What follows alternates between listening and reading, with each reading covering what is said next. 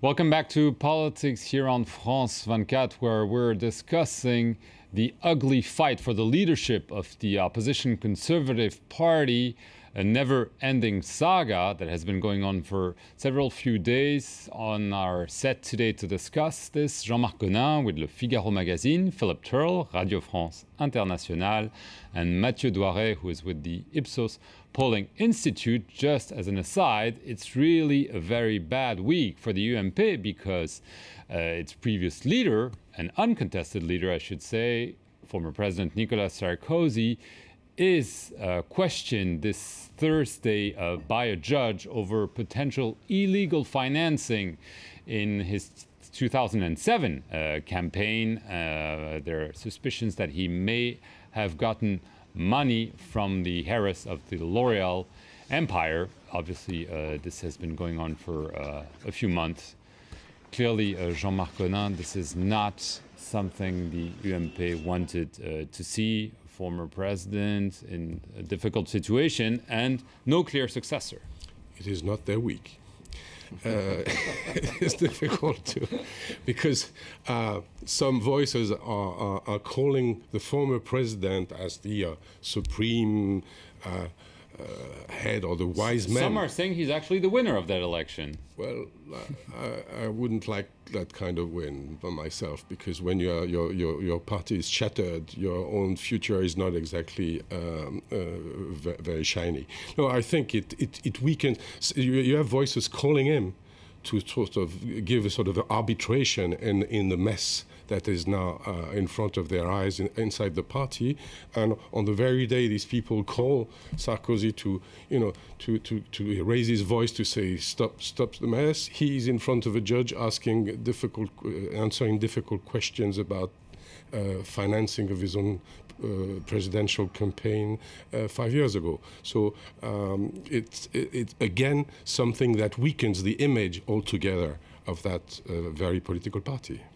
This would be the worst possible time, if even Sarkozy weren't being interrogated by a judge. This would be the worst possible time for him to come back and enter the arena, if you like, in the middle of this fight between these two men. The problem with the UMP is that it was created 10 years ago by Jacques Chirac, and since then it's just been the incarnation of one man. First of all, it was Chirac's party, and then it was taken over as Sarkozy's party. And while Sarkozy was in office, there was no party leader. So now Sarkozy is no longer in office, they're trying to find a new party leader, and they can't agree, obviously, about who should do that job. So many people are saying, well, why don't you bring back Nicolas Sarkozy? A majority of people who are sympathisers with the UMP, I think over 60%, think that Sarkozy would be welcome to come back. And maybe Sarkozy will be the providential man who will come forward in 2016 when the primaries are taking place and run for a second term in office to try to beat François Hollande. We're a long way from that. Sarkozy's in front of the judges over this apparent money which he received, these illegal funds from Liliane Bettencourt, the heiress of the L'Oréal Foundation, for his 2007 election campaign. He denies, of course, everything.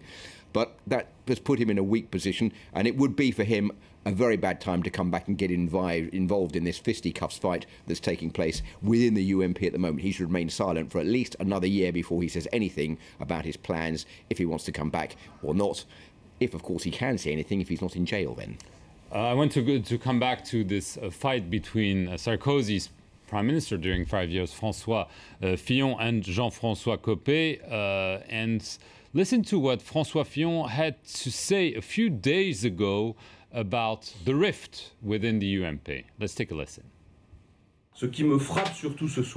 Tonight I'm focusing on the rift within our political camp, which is clear to see. It's a political rift and a moral rift. Interesting words pronounced a few days ago, Mathieu Douaret, and it reflects also what we've seen during the campaign. It was not only a fight between two men. It is clearly now after the election, but during the election it was also a fight between two current of ideas. I mean, they really had different lines in terms of where the party should be heading. People, I think in any case, people thought they had. Because it's, when you look at the details, it's not always that obvious, but clearly there is a matter of positioning, and clearly Jean-François Copé positioned himself further to the right, and with a sharper approach of every subject than the more consensual François Fillon, who appears to be posed a little bit to the center of right. And I think it's interesting also to listen how he expresses his disagreement with the idea of a rift, because there is a deeply rooted tradition in the French Conservative Party, which is that rift divisions are bad, and union, consensus, are the ideal of politics. And on the other hand, it's also interesting to see that the supporters of Jean-François Copé seem to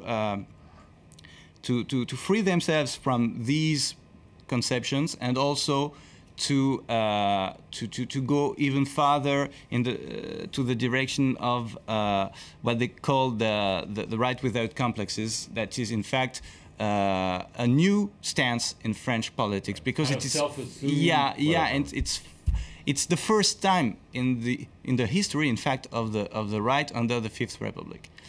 Jean-Marc Conan, did Jean-François Copé actually read the polls better than François Fillon? Did he have more of a sense of where the party militants are heading in their heads? I don't know if he's following the polls. His instinct, I would say, is that you will get back to power taking the rightist path. That is his belief, and that's the way he behaves. But it has also to do with his own character, his own style. You were saying that in the 5 years when Fillon and Sarkozy were in power, the party was in line, etc. The only sniper at the time has been constantly Jean-François Copé. This man loves to be singular against the mainstream, and he is more of his style. He wants to give more contour, sharpness to his personality, to his candidacy, and like he's done it. Sarkozy used Yes, to he's been copying Nicolas Sarkozy very much so. In between the two personalities, there is an obvious difference. It's the there is something resilient, tough, hard, constantly like this with Jean-François Copé. Sarkozy has another face to his personality, which is charm. He's a seducer. He's charming, whereas Copé is never charming. He thinks about power from 12 a.m. to 12 p.m. There's also another analysis which is quite interesting, is that if you look at the presidential election and the campaign that was led by Nicolas Sarkozy, it was a campaign that was geared towards moving towards the right, to try once again to demolish the National Front, to win back the supporters of that party who helped him win the first time round in 2007. This disappointed quite a lot of the traditionalist voters within the UMP, and Sarkozy lost the election. But he didn't lose the election by very much. It wasn't a very humiliating defeat opposite François Hollande. He did fairly well, but he didn't win enough to win a second mandate. If you look at what's happening this time round with this election, everyone was saying it's going to be François Fillon. There's no doubt about the fact he's going to be the new party leader. At the end of the day, the campaign led by Jean-François Copé was a bit similar to the one led by Nicolas Sarkozy during his presidential campaign, to seducing the people from the far right to try to win back the support of the National Front voters, to give him a strong power base.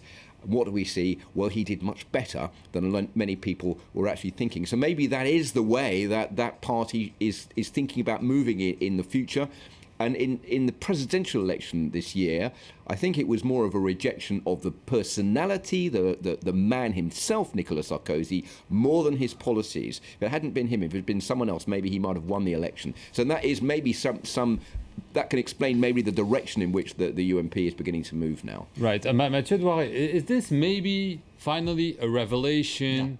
Yeah. That's something that has been happening and that we've seen through the polls. I think let me just finish. The polls were showing, for instance, on a very clear example of that, about an alliance, electoral alliance with the National Front. It seemed that the sympathizers, the militants, were much more favorable to it than the party leaders, who have repeatedly said Never, never, ever. Yeah, I think the voters, the sympathizers, and of course the militants are farther to the right than they traditionally were first, and the people, because of kind of an inertia, the people at the head of the party and in the government, in Sarkozy's government, thought they were.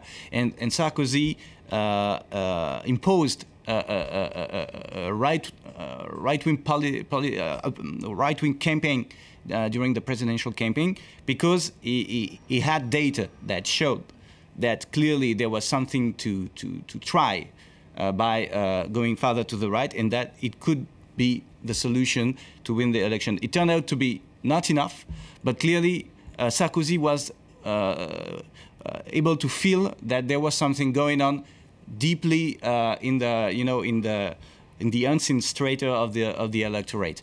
And the other thing is that I think François Fillon never realized that, because he is so much focused on statesmanship, on appearing to be someone able to unify, because someone who is going to lead the country must be a union maker, not an ideologue. So he was projecting himself as a presidential candidate, and the polls show that he too would be a early, much and better far candidate. Too early, because the election is only in 5 years from now, and the moment now is to build up an ideological majority within the right first, and then to win the election.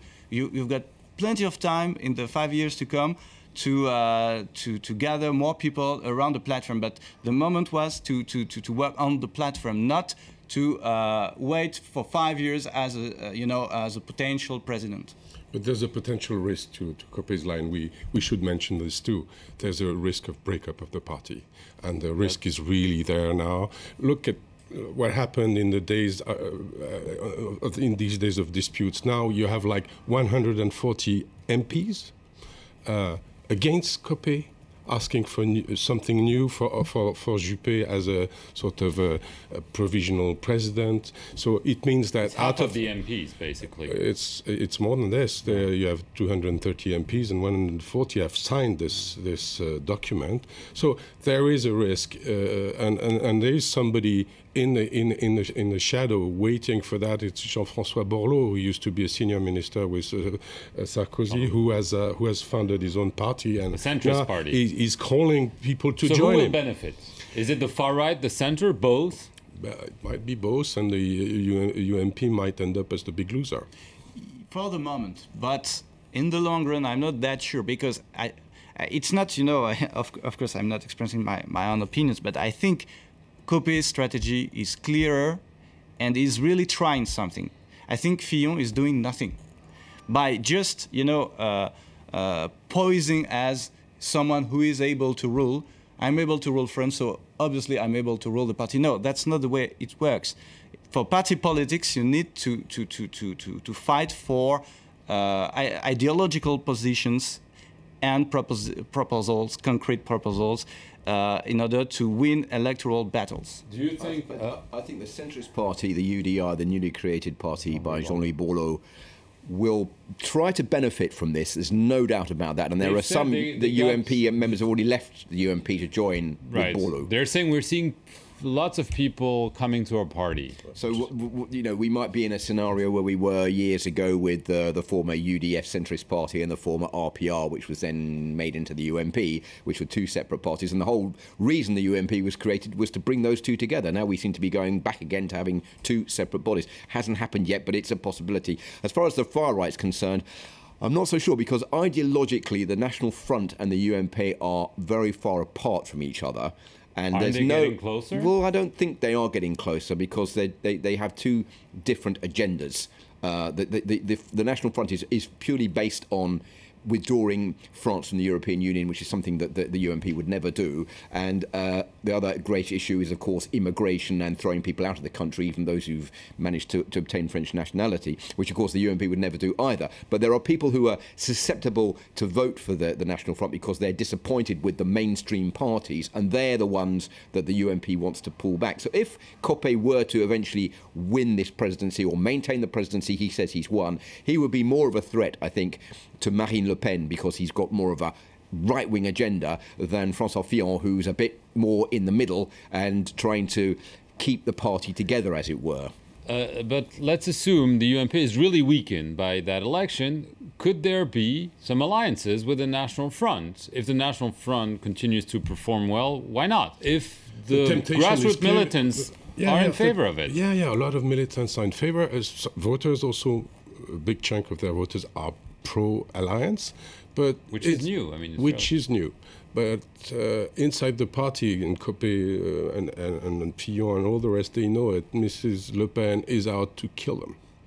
She wants to kill the UMP to become the pivotal party inside the conservative on the French spectrum, on the right side of the spectrum, and this is lethal for the UMP. They know that. I think Copé thinks Le Pen would vote for Fillon. I mean, I think Copé thinks his strategy is the best one in order to prevent the National Front from absorbing the most right-wing part of the UMP voters. On the other hand, of course, the problem is always the same. He could be labeled as a copycat when he addresses the issues of immigration or even crime. Though I'm not sure, given the fact that at least a big third of the conservative voters completely agree with National Front voters on those particular issues that are the only one that really differentiate the National Front from all of the parties. Given that, I'm not sure this strategy is not the only one that is currently possible.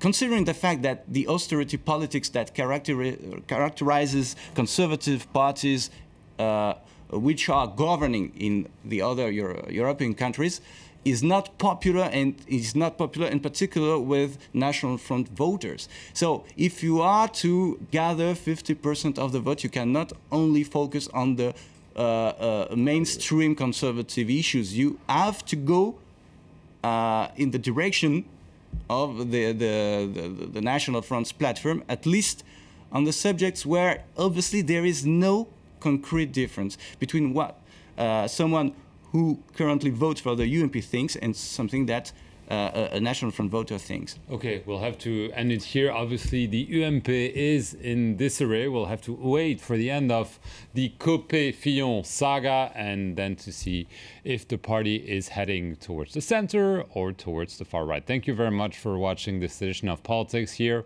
on France 24.